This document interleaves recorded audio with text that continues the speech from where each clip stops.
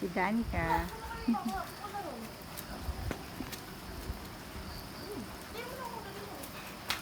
Ako, maulan.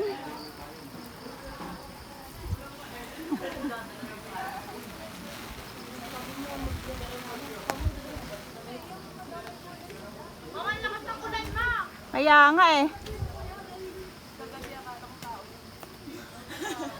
Sa pabala, akala ko tao kagabi. Oo, lagi akong na ano dyan kahit nakailang ano ko na yan. Oh, di ba ang ganda ng tanawin din nila. Marami din pala tong titi house na to.